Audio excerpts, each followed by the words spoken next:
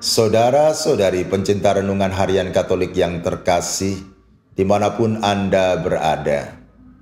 Renungan harian hari ini diambil dari Injil Lukas, bab 13 ayat 1-9.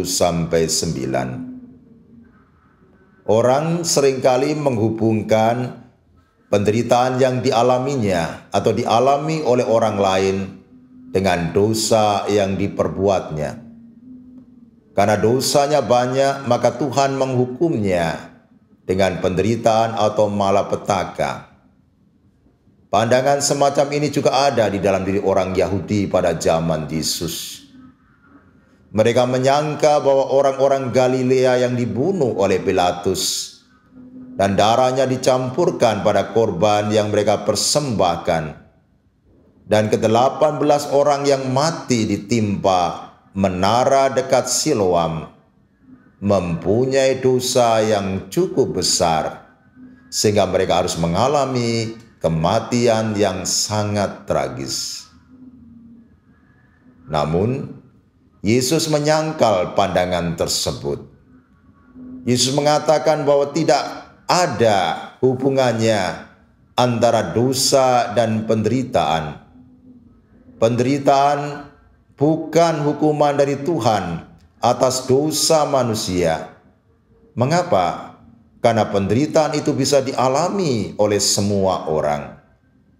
Penderitaan bisa menimpa orang jahat, tetapi ia juga bisa menimpa orang benar.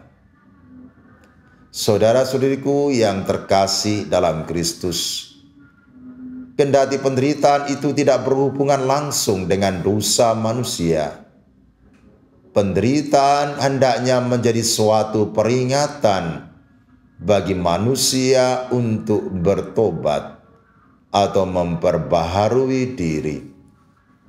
Karena kalau manusia tidak bertobat dan terus hidup di dalam dosanya, maka manusia sendiri akan mengalami penderitaan.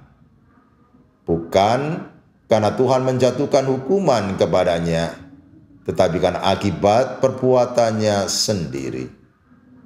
Sebagai contoh, seorang pencuri bila tidak juga bertobat dan terus mencuri, maka akan tiba saatnya di mana perbuatannya akan diketahui oleh masyarakat, sehingga masyarakat yang sudah marah akan perbuatannya menangkap dan memukulinya sampai mati.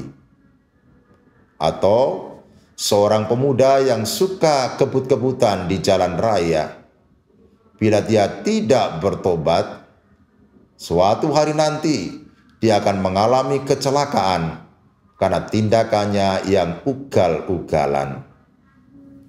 Saudara-saudariku yang terkasih, penderitaan adalah bagian dari hidup manusia. Setiap manusia tentu akan mengalami penderitaan. Cepat atau lambat, manusia akan mengalami penderitaan. Namun, kita tidak perlu takut bila mengalami penderitaan, karena hal itu bisa menjadi kesempatan bagi kita untuk sedikit mengambil bagian di dalam penderitaan Kristus.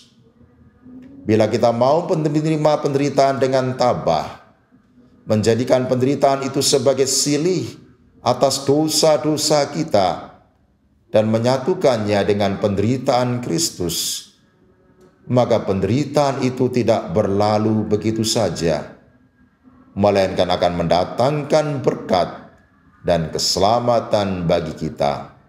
Amin. Marilah berdoa. Allah Bapa yang Maha Pengasih, sebagaimana Putra-Mu Tuhan kami Yesus Kristus kuat dan tabah dalam menghadapi penderitaan di kayu salib, bantu kami agar kami tidak lari dari penderitaan yang kami alami, melainkan berani dan tabah dalam menghadapi penderitaan kami, mau menyatukan penderitaan kami dengan penderitaan Putra-Mu, sehingga kelak kami dapat ikut ambil bagian di dalam kemuliaan-Nya. Amin. Selamat beraktivitas, Tuhan memberkati Anda. Bapa, Putra, dan Roh Kudus. Amin.